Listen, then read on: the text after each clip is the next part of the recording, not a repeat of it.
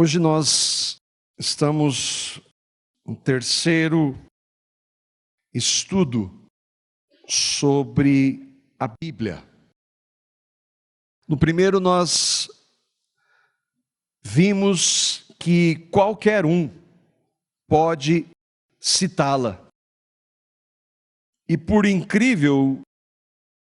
mais incrível que seja, nós vimos o próprio diabo usando a Bíblia para tentar enganar o autor dela, o Senhor Jesus. Com isso nós vimos como o engano se manifesta de tantas formas. Vimos que com este grande problema, inúmeras pessoas, das mais diversas orientações, usando a Bíblia, citando Jesus, nós temos um grande problema, que é identificar quem está falando a verdade, quem está usando a Bíblia, de maneira que Deus seja honrado e glorificado.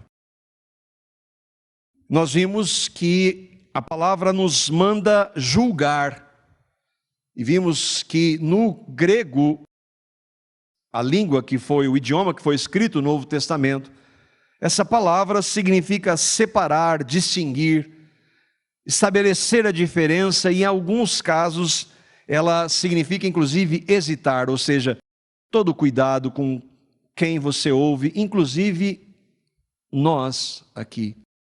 Cuidado com qualquer pessoa que usa a Bíblia, que fala de Jesus. No segundo estudo nós vimos que nós temos que entender o texto e que Deus não escreveu, como nós vimos, um código, onde só algumas pessoas muito inteligentes conseguem entender, nem que só alguns pastores de grau elevado consigam entender. Não, Deus escreveu um texto. Ele, ao inspirar a palavra, ele escreveu a homens. Ele escreveu para esses homens nos idiomas desses homens. Ele não falou e não usou língua de anjos. E Deus falou com esses homens em palavras que eles poderiam entender. E não somente isso, Deus queria que eles transmitissem os ensinos, ou seja, tudo isso foi de maneira compreensível para aqueles homens. O texto bíblico, nós vimos, qualquer pessoa com um mínimo de compreensão e que entenda, que saiba interpretar, consegue ler. Algumas passagens são difíceis, mas a maior parte do texto consegue ler e entender o texto. Crer é outra coisa, mas ler e entender, todos nós podemos.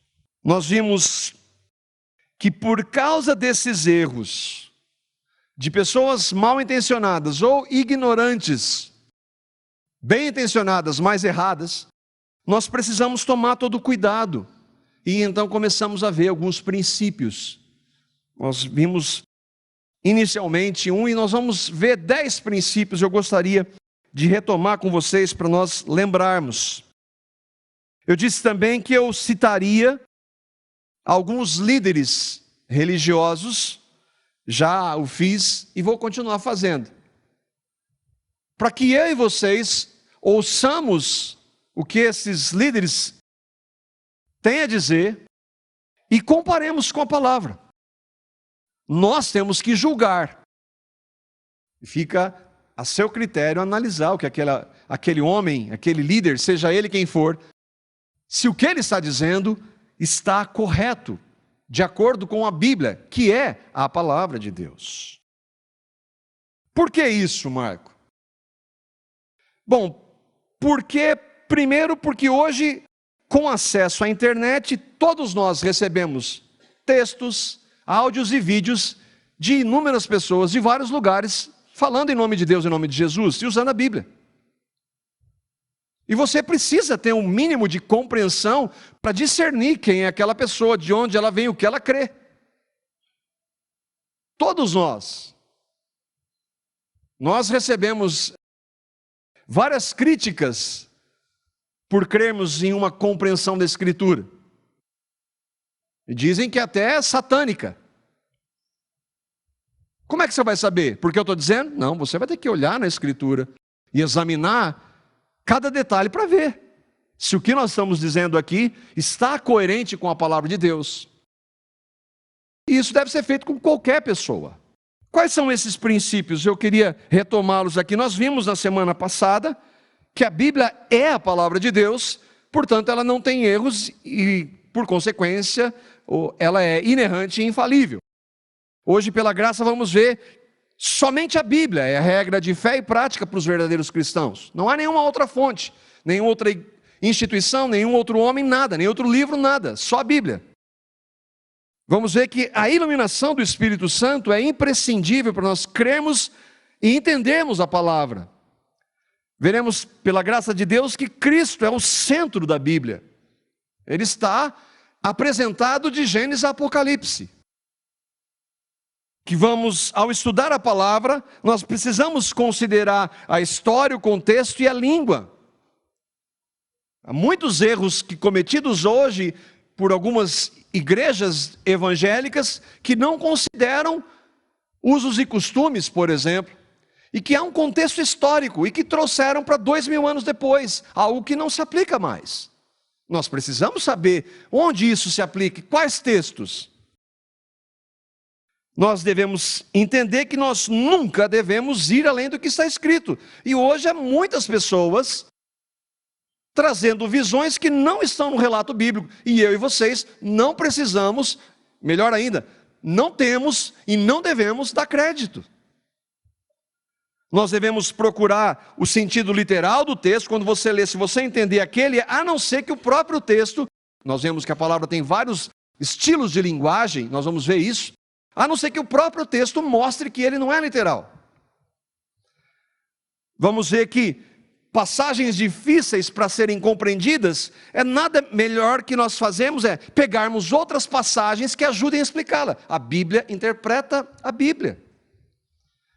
Devemos considerar a revelação progressiva. Por exemplo, muita coisa do Velho Testamento, ainda que palavra de Deus, não se aplica mais a nós. Mas ela é a palavra de Deus, e tinha um processo, era Deus falando, nós vamos ver hoje, Deus falou no Velho Testamento, assim como Ele falou em Cristo. Deus não muda. E também que nós devemos, importante, considerarmos o que homens de Deus na história, como eles viram algumas dessas passagens que são talvez um pouco mais difíceis, que talvez possam nos ajudar. Na semana passada nós vimos então que a Bíblia é inerrante. Em como eu devo ler? Eu devo ir para a Bíblia como palavra de Deus. E isso implica em oração, em submissão e temor. E eu não vou buscar erro porque ela não tem. Eu vou para a palavra de Deus, Senhor, é a tua palavra. E se eu ver algo que eu não compreendi, Senhor, traga revelação. Vou ler, ou um irmão, vou conversar com alguém, vou ler e pedir para que o Senhor fale. Mas nunca a Bíblia vai ter erro, porque ela é a palavra de Deus. Peça a Deus que fale com você por meio da sua palavra. Não vá para adquirir conhecimento para que não haja aplicação. Fala, Senhor, comigo pela sua palavra, porque a única garantia que a gente tem que Ele fala é pela palavra dEle. Reconheça que devido à nossa limitação e pecaminosidade, e ainda um coração que é desesperadamente corrupto, nós podemos errar. Nós podemos errar. Autores podem errar, intérpretes podem errar, mas a Bíblia não. E na leitura e compreensão do texto, então nós podemos errar, nós temos que ter essa humildade. Há textos difíceis na Bíblia? Sim. Que são mal interpretados? Sim. O problema está na Bíblia? Não. Nas dificuldades, quando você encontrar um texto, ore, examine a Escritura, procure homens piedosos que creiam no Evangelho, amem a palavra para ajudar. Procure homens piedosos. Uma dica: se alguém falar para você, a Bíblia está cheia de erros, faça essa pergunta: onde estão os erros?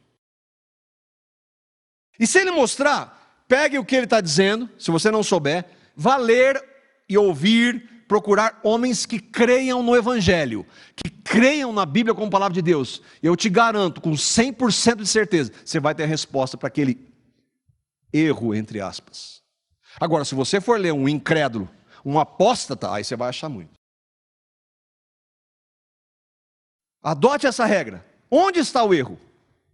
Onde está a contradição?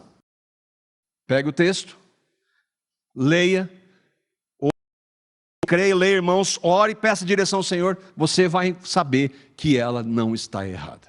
Quem está errado é aquele que está querendo dizer que ela está. Nós vimos que toda a Escritura é inspirada por Deus. O que significa ser inspirada? O que essa palavra inspirada quer dizer? Que Deus dirigiu homens para escrevê-la. E aqui há quatro propostas. Com isso a gente já consegue discernir e quem crê como esses homens creem, aqueles que a gente pode ouvir e aqueles que a gente deve evitar.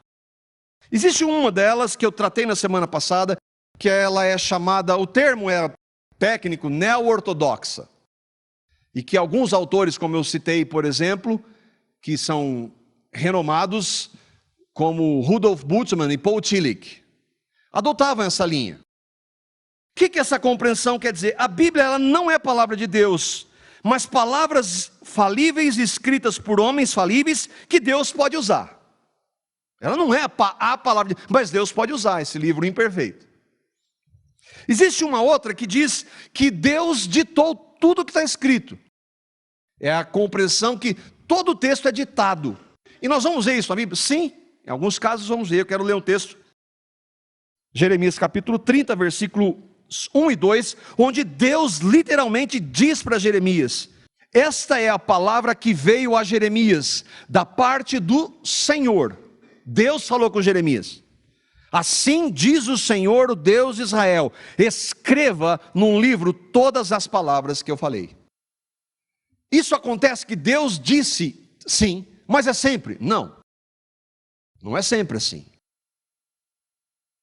Alguns então vão dizer que tem erro, que nós não cremos. O que nós cremos quando nós falamos que a palavra de Deus ela é inspirada? E aqui é uma definição que diz assim: cada palavra da Bíblia é a palavra de Deus. Quando os homens escreveram, o Espírito Santo os dirigiu, de modo que os textos são as palavras inspiradas de Deus. Ainda que características dos escritores fossem mantidas, os escritos da Bíblia são exatamente o que Deus quis que eles escrevessem. João, Paulo, Pedro são escritores, não autores, o autor é Deus, escritores da Bíblia, com suas características, com os seus estilos de escrita. Deus não os isentou disso, mas os dirigiu pelo Espírito para que eles escrevessem aquilo.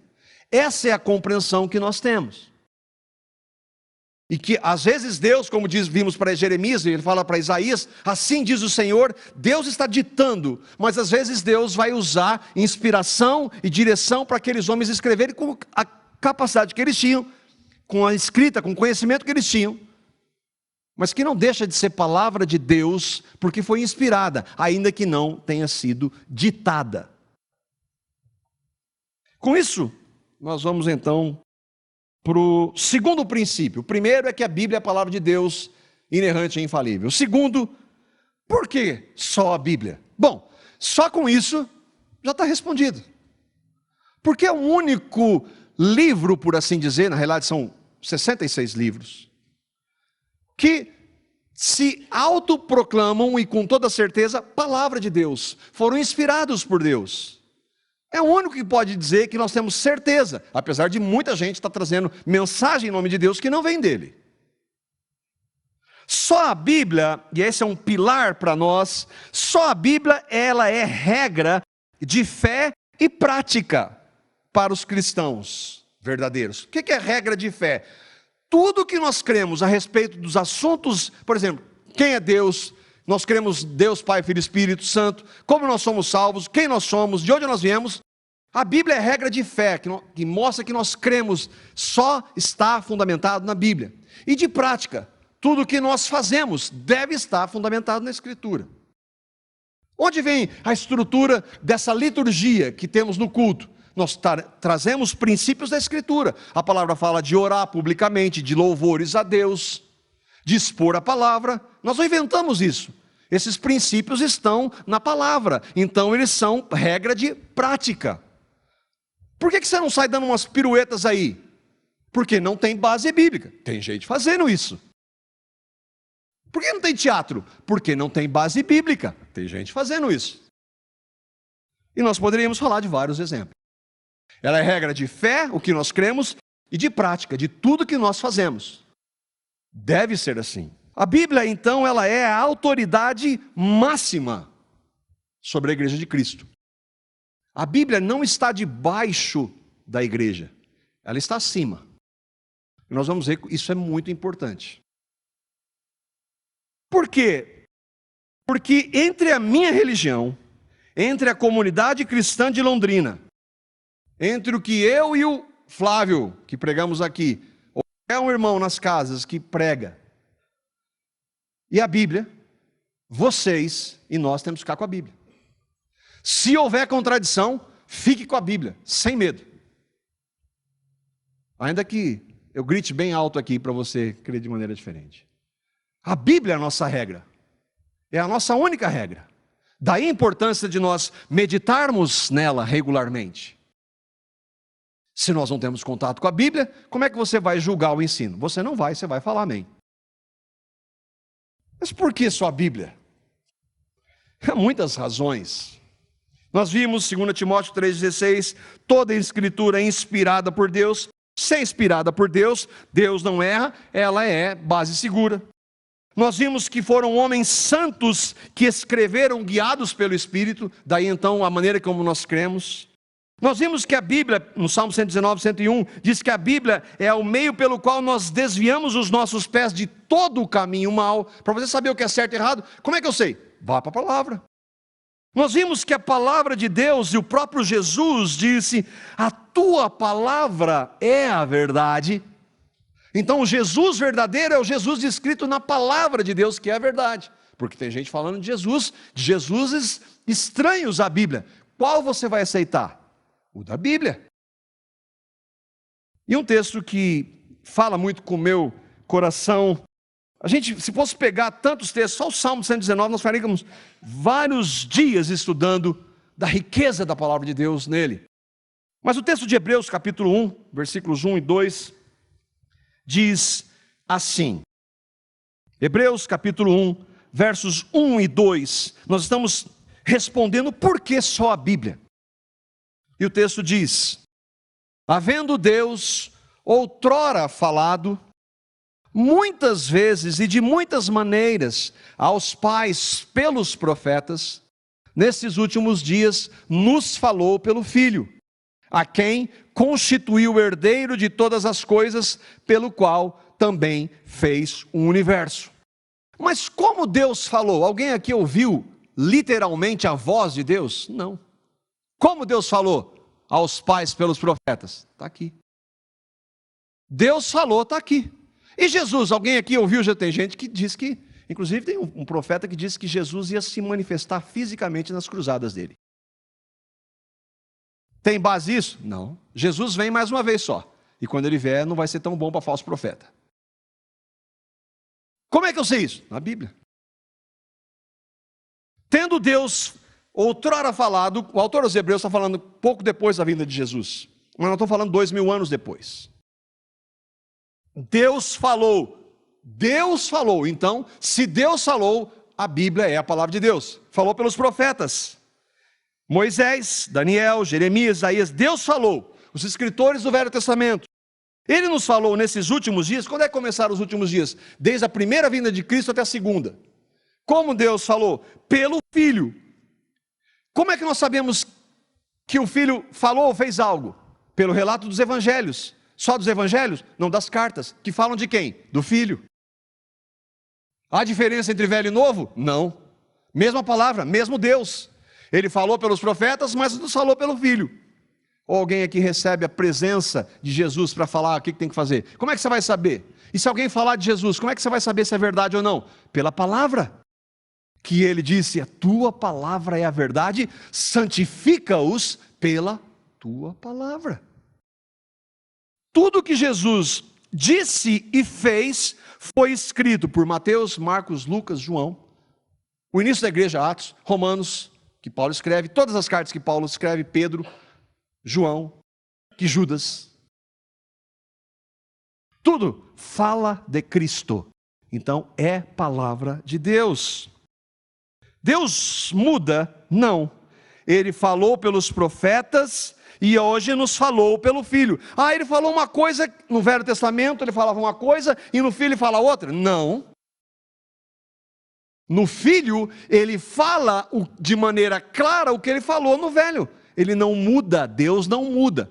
Tem gente que não, Jesus é uma coisa, a palavra é não. Não tem essa separação. Mas Jesus não é a palavra encarnada? É.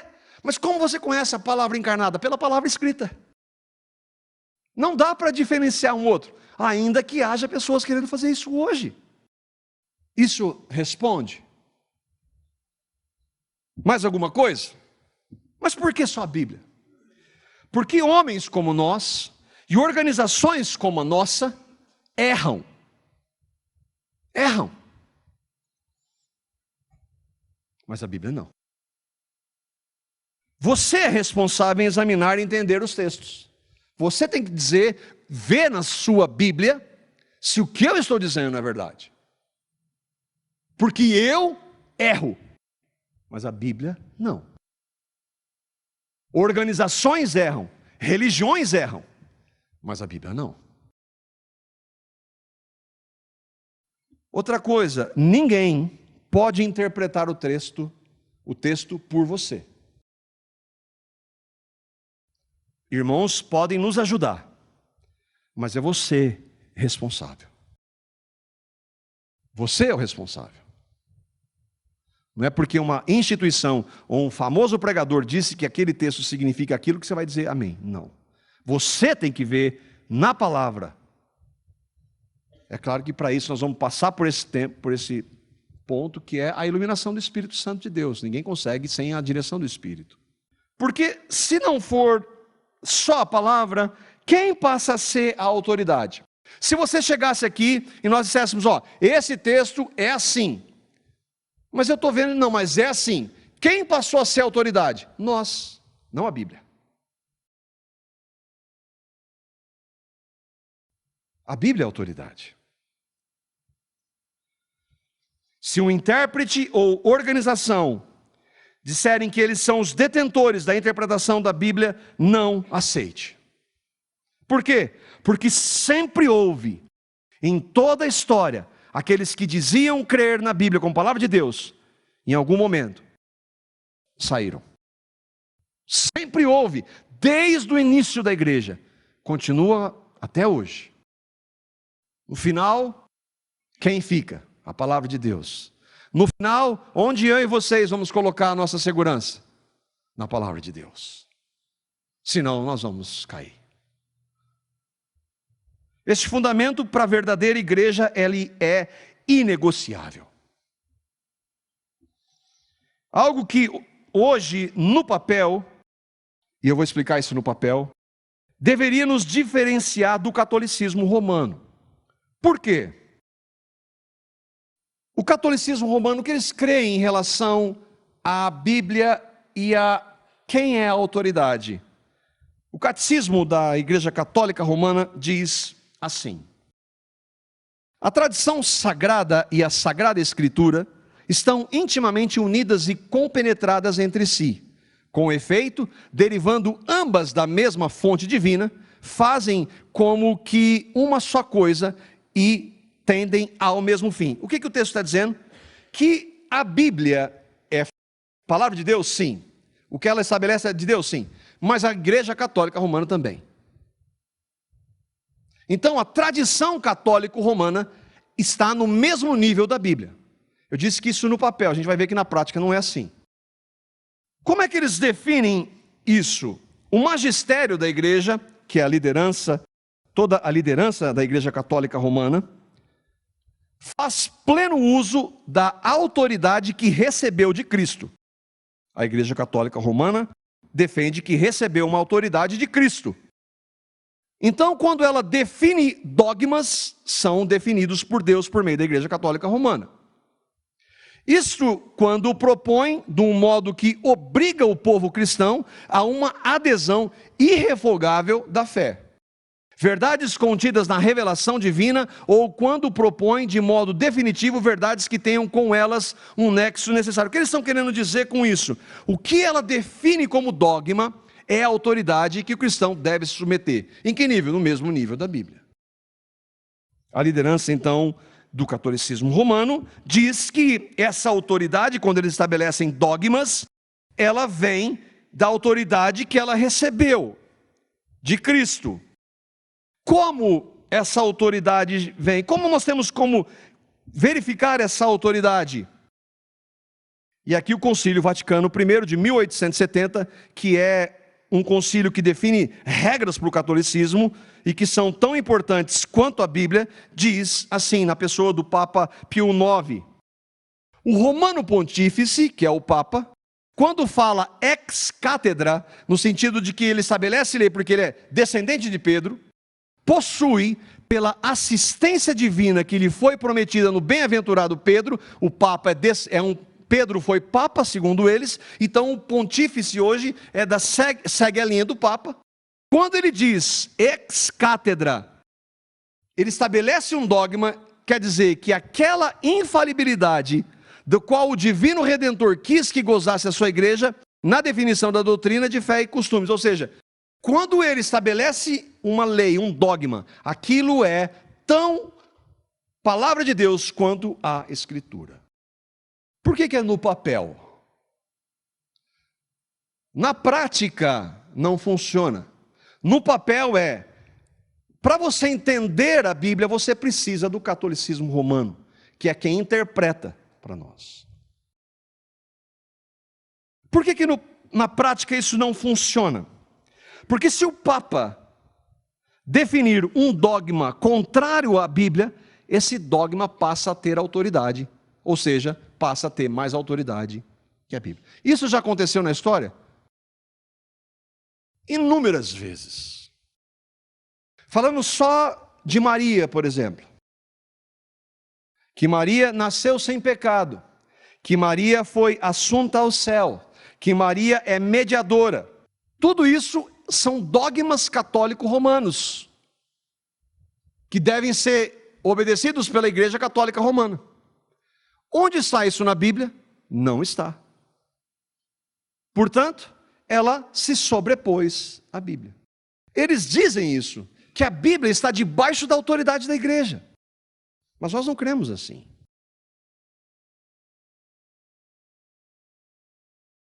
Um exemplo de um dogma estabelecido é o dogma do purgatório. O que é o purgatório? Pessoas que creram em Jesus, creram na salvação em Jesus, mas não foram perfeitas. Bom, então nenhum é. E cometeram alguns tipos de pecados, morrem crendo em Jesus, elas têm que passar por um local chamado purgatório, onde os pecados vão ser purificados. Isso implica em orações a santos e intercessão das pessoas que estão vivas, orando ou rezando por aquelas que morreram. O purgatório, em termos muito simples, está dizendo que o sacrifício de Cristo não foi suficiente. Esse é um dogma. O padre Paulo Ricardo, que é hoje um apologeta do catolicismo romano, ele levanta uma pergunta de alguém que chega e perguntasse para ele: mas onde está escrito na Bíblia que o purgatório existe? E o padre, ele mesmo responde dizendo: quem falou que tem que estar escrito na Bíblia? Que bobagem é essa? Que absurdo! Nós, para crermos em algo, não precisamos crer porque está na Bíblia. precisamos crer porque está na fé dos apóstolos. Onde está o purgatório na fé dos apóstolos? Não está. Mas ele foi honesto naquilo que ele acredita. Para nós, se não está na Bíblia, pode ser de quem for, nós não cremos. Por causa de, isso é uma heresia, entenda, você creu em Jesus, mas você cometeu pecados, o sacrifício de Cristo não foi suficiente para levar você na presença de Deus, você vai ter que passar por um processo entre você mesmo. Nós, quando cremos em Cristo, nós não deixamos de pecar, tristemente, um dia isso vai cessar, mas o sacrifício de Cristo foi e é todo poderoso e todo suficiente para nos dar acesso à presença do Deus Pai pela justiça dele lá na cruz. É simples assim. Está consumado, ele diz. Tudo já foi feito, de uma vez por todas. Ninguém pode fazer. Agora, eu falei na semana passada, o que nós vamos tratar são de doutrinas que são fundamentais. E aqui está um pilar que é fundamental. É só a graça de Deus. Ninguém pode ser salvo por fazer alguma coisa ou não fazer, mesmo depois de morto. Mesmo porque depois de morto não tem mais chance. Entende como é sério? Mas há pessoas e organizações defendendo isso. Dentre esses erros, vários deles, um homem que foi importante na história da igreja, Martinho Lutero. Diante de situações como essa, homens na história da igreja se levantaram. Lutero era um monge católico. E ele lutava contra o seu pecado, ele não conseguia vencer o pecado a partir dele mesmo. E ele fazia penitências e rezava e pedia para a intercessão dos pais, mas ele não conseguia vencer. Até que um dia o Espírito Santo revelou a suficiência do sacrifício de Cristo, que nós somos salvos pela graça, mediante a fé. Esse homem então quis trazer para a igreja que ele fazia parte. Vamos voltar para a Escritura, mas ele não foi aceito. E aqui então ele tem um discurso que é famoso, tem um pedaço, e que sempre que eu leio, mexe comigo. Quando Lutero diz diante da liderança do magistério católico romano, ele diz assim: a menos que eu seja convencido pelas Escrituras, e pela razão pura, e já que não aceito a autoridade do Papa e dos concílios, pois eles se contradizem mutuamente, minha consciência cativa a palavra de Deus. Eu não posso e não vou me retratar de nada, pois não é seguro nem certo ir contra a consciência. Ele falou assim, você está falando essas coisas aí, se retrate, que daí nós aceitamos você. Lutero não estava sentado num lugar como nós, conversando, um bate-papo, numa sala com um ar-condicionado. Quando ele disse essas palavras, ele sabia que ele ia ser tacado na fogueira. Foi pela graça de Deus que isso não aconteceu. Lutero morreria pela palavra de Deus, e nós? Você entende? Mas o que que tem? O que que tem? O que que tem? O que que tem? Não é o que que tem. Ou nós ficamos na Bíblia, a palavra de Deus, ou já era. Irmãos em Cristo morreram, ele não, mas outros irmãos morreram por não abrir mão da palavra de Deus. O que eles tinham para eles, irmãos? Um livro. Mas eles criam que aquele livro era a palavra de Deus. Nós não estamos dizendo que Lutero é infalível. Lutero era um pecador. Ele errou na sua história, só a gente vê. Nós não canonizamos Lutero. Lutero não tem papel, não tem ligação conosco, nenhuma.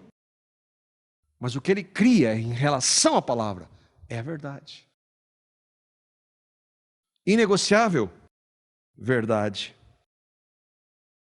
Eu também disse que hoje no papel os evangélicos diferenciam do catolicismo, no papel.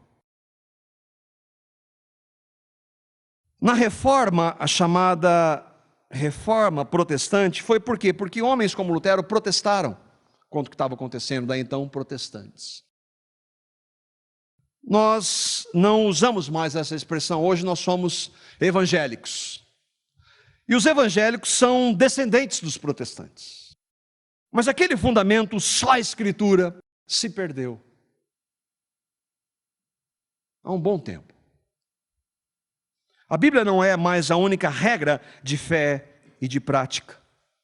Nós vimos semana passada evangélicos, por exemplo, negando que a Bíblia é a palavra de Deus, dizendo que ela tem erros e que Paulo era, inclusive, um lunático quando escreveu algumas coisas.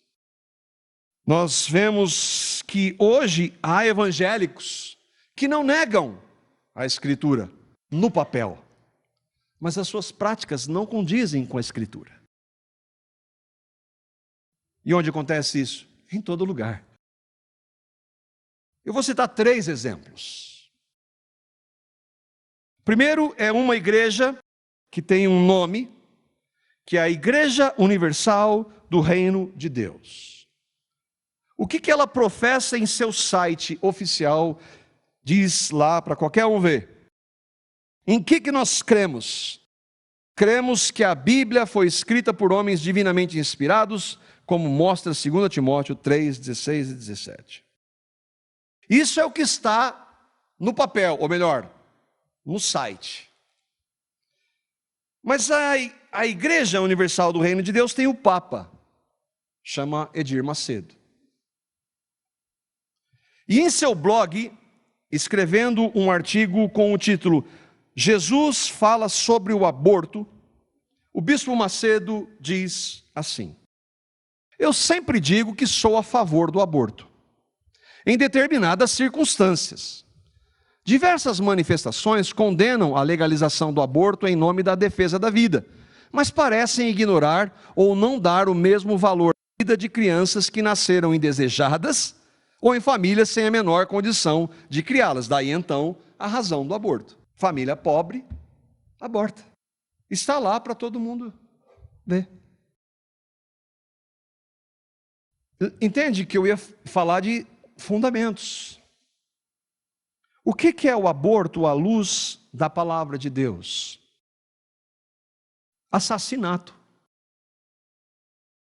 Apocalipse capítulo 22, versículos 14 e 15 diz assim: bem-aventurados aqueles que lavam as suas vestes no sangue do Cordeiro, para que lhes assista o direito à árvore da vida e entrem na cidade pelas portas.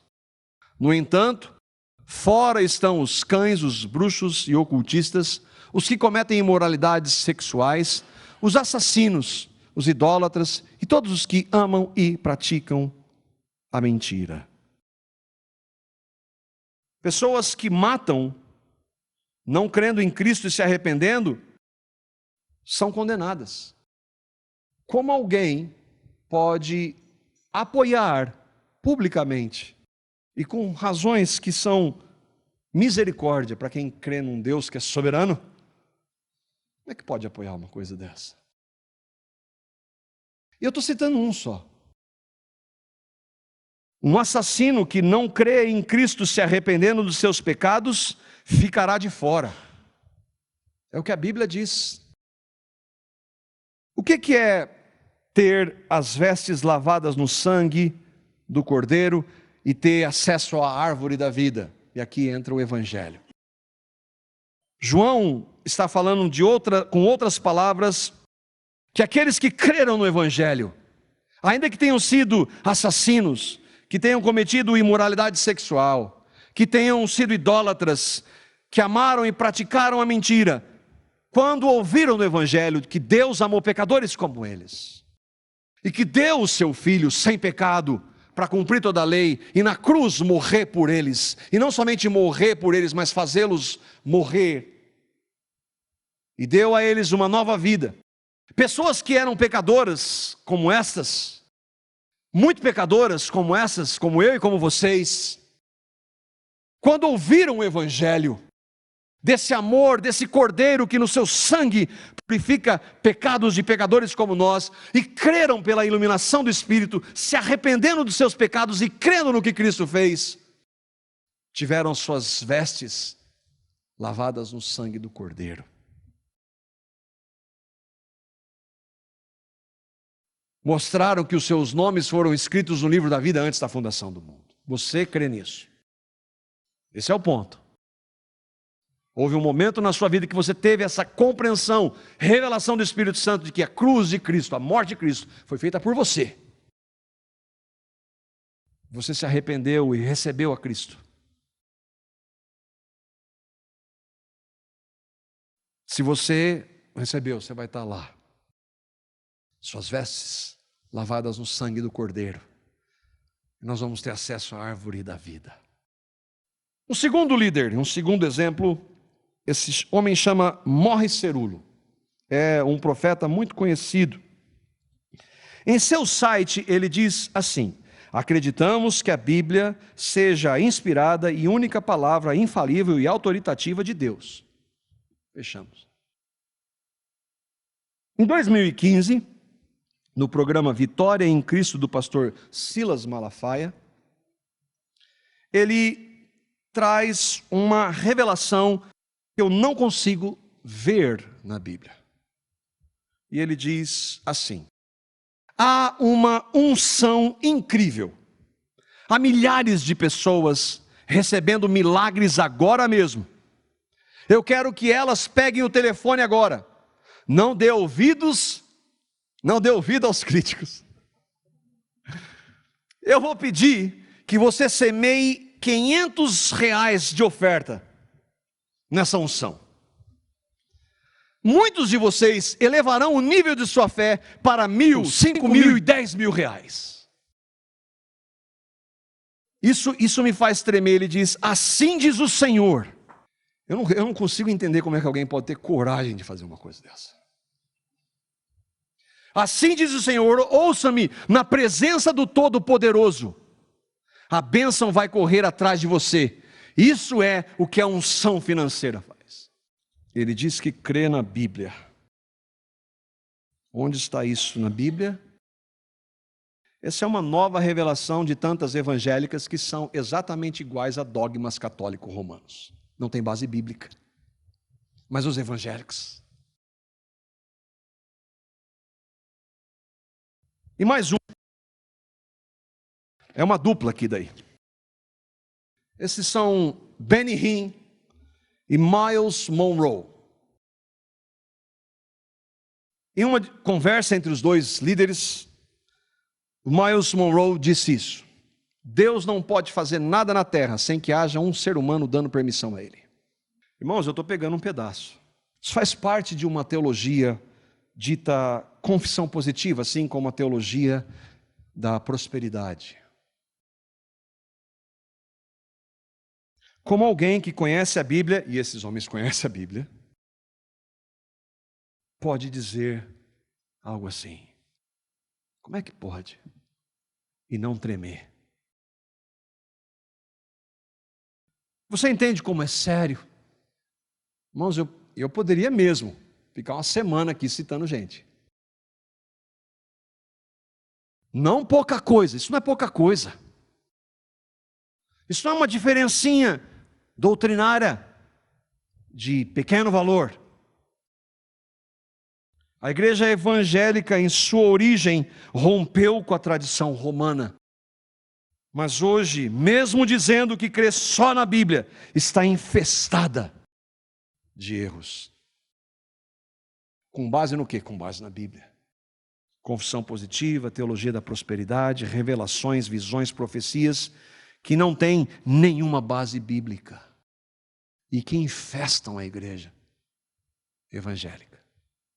Inclusive, muitas tradicionais. Mas eles citam textos bíblicos. Lembra quem citou texto bíblico? Citou o Salmo? O diabo. O diabo cita texto bíblico. Ô louco, mas alguém, eu não estava procurando, eu vi, alguém colocou no YouTube: você só sabe pregar Você não sabe pregar sem falar das outras religiões? Primeiro que não é verdade, né? Não é sempre. Talvez uma boa parte. Eu já fui até exortado por alguns irmãos aqui, não sei se eles pensam assim ainda. Mas então, já que pensa, domingo passado um irmão veio falar comigo depois do estudo.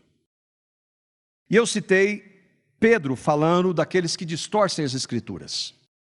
E especificamente distorcem o que Paulo escreveu, assim como das demais Escrituras. Texto de 2 Pedro 3, 15 e 16. Presta atenção no que Pedro diz nos versículos 17 e 18. 2 Pedro capítulo 3, versículos 17 e 18. Esse irmão me mostrou o texto do versículo 17. Aí eu fui e vi o 18 também, que diz assim.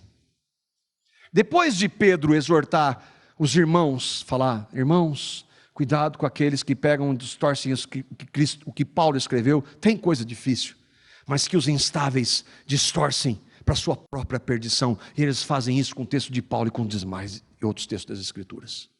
Aí Pedro diz assim, portanto, amados, sabendo disso, guardem-se para que não sejam levados pelo engano de homens perversos, nem percam a sua firmeza e caiam. Cresçam, porém, na graça e no conhecimento de nosso Senhor e Salvador Jesus Cristo. A Ele seja a glória, agora e para sempre. Amém. Para quem Pedro está falando isso, irmãos? Para mim e para você. Sabendo o que, Pedro? Ele não está dizendo, amados são irmãos em Cristo. Sabendo o que, Pedro? Que há homens que distorcem as Escrituras. Como é que eu sei? Ouvindo. E alguém aqui está isento? Quem de vocês nunca ouviu? E vem, às vezes, fazer perguntas. Mas como é que eu sei? Eu ouço e comparo com a Escritura. Então, Pedro, como eu devo agir, Pedro? Ele diz assim, guardem-se, para que vocês não sejam levados pelo engano de homens perversos, que falam de Jesus, que citam a Bíblia, mas são homens perversos e que distorcem as Escrituras. Ou esses homens que eu citei não citam as Escrituras. Pedro está dizendo, eu devo me guardar. O que mais, Pedro? Cresça na graça e no conhecimento de nosso Senhor Jesus Cristo. Como?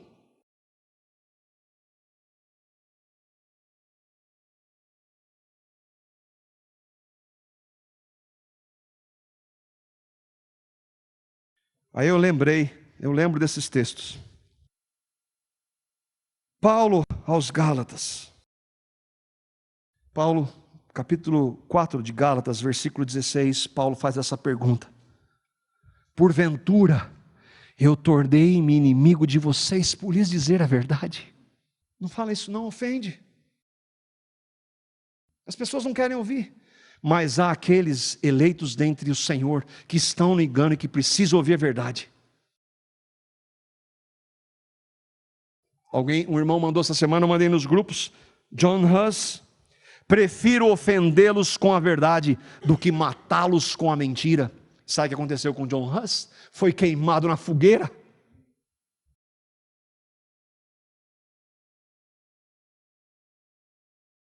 Politicamente correto me enoja. Eu era um idólatra. Eu me prostrava diante de uma imagem desse tamanho de Aparecida. Eu não me entristeço por ter sido confrontado dizendo que os idólatras não herdarão o reino de Deus. E se eu não ouvisse isso? Que amor é esse? As pessoas precisam ouvir a verdade porque a verdade liberta. A verdade é Cristo. Sim, toda a palavra dele. Santifica-os na verdade, a tua palavra é a verdade. Graças a Deus pela verdade. Agora as pessoas não vão gostar por causa da religião delas? Mas e aqueles que o Espírito Santo vai mostrar que elas estão no pecado e conduzi-las a Cristo? Vale a pena, irmãos, assistir o vídeo. Tem lá no YouTube a história de John Huss, 1 hora. Vai ver. Vai chorar? Diz que não é assim. Você vai viver. Ele morreu cantando, queimado na fogueira, e não pode falar nada.